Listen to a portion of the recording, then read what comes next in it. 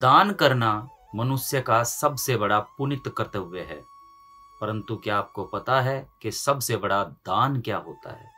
दानवीर कर्ण भी महादानी थे, परंतु उनसे भी बड़े दानी आप कब बन सकते हैं? इसी प्रकार के और रोचक वीडियो भी मेरे चैनल पर उपलब्ध हैं, आप देख सकते हैं। और साथ ही साथ अगर आपको पसंद आ रहे हैं तो चैनल को सब्सक्राइब कर सकते हैं, बेल आइकन को भी दबा दें ताकि आपको नोटिफिकेशन मिल जाए। नमस्कार, मैं हूं अनिल कौशिक और फैक्ट का फंडा में आज हम बात करेंगे सबसे बड़ा दान क्या है। बोला जाता है अन्नदान महादान, किसी भूखे को खाना खिलाना सच में बहुत बड़ा दान है, परंतु अगर विद्या दान किया जाए तो यह सबसे उत्तम है। विद्या दान के बारे में हमारे शास्त्रों में भी वर्णित है। ऋग्वेद में कहा गया है संसार का सबसे श्रेष्ठ दान विद्या दान है।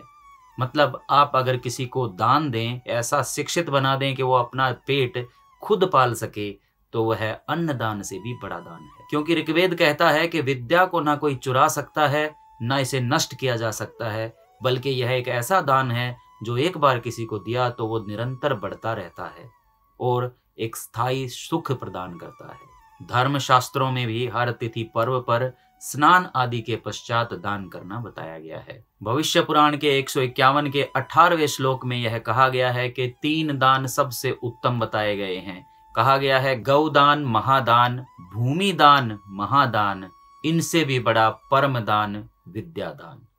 इसलिए विद्या दान सबसे उत्तम है। इन तीनों दानों के बारे में बताया गया है कि इन्हें दोहने से, इन्हें जानने से और इन्हें जोतने से, यानी गौदान में दुहने से, उससे दूध लेने से, भूमि को जोतने से और विद्या को जानने से और उसे फैलाने से आपके 7 पीढ़ियां तर जाती हैं। मनुस्मृति के अध्याय 4 के 229 से लेकर 234 तक के श्लोकों में भी दान के बारे में बहुत कुछ कहा गया है। उसमें कहा गया है कि भूखे को खाना देने वाला, अन्न दान करने वाला सुख और लाभ पाता है। तिल का दान करने वाला संतान की प्राप्ति करता है।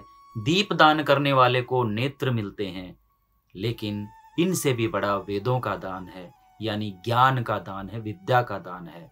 इसको जो दे रहा है और जो प्राप्त कर रहा है, अगर उनका भाव सही है, शुद्ध भाव से, एक निर्मल भाव से उसने दान किया विद्या का, और ग्रहण करने वाले ने उसे निर्मल भाव से ही ग्रहण किया, तो दोनों को स्वर्ग की प्राप्ति होती है। इसी के विपरीत अगर उनका दान देने और ग्रहण करने का भाव दोनों अशुद्ध हैं, अपवित्र हैं, तो उन दोनों को नरक की प्राप्ति होती है।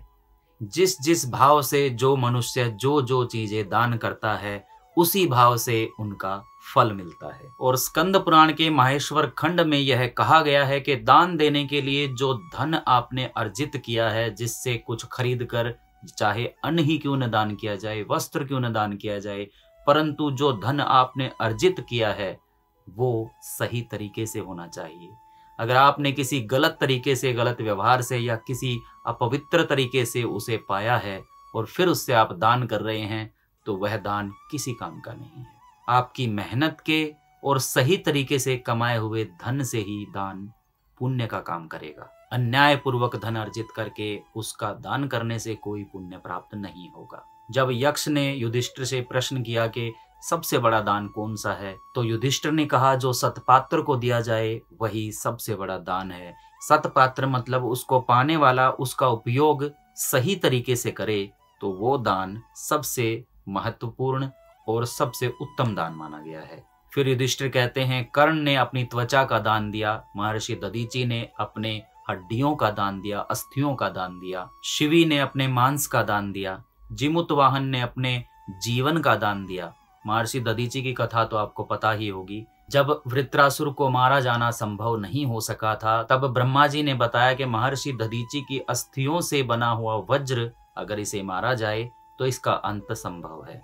तब देवता महर्षि दधीचि के पास पहुंचे और उनसे यह सारा वृतांत कहा। इस पर महर्षि दधीचि ने देवहित के लिए और परमार्थ के लिए अपना नश्वर शरीर सहर्ष प्रस्तुत कर दिया और कहा कि आपको जो हड्डियां चाहिए आप ले जाइए। अस्थियों से एक वज्र का निर्माण किया गया और उसी से वृत्रासुर का वध किया गया।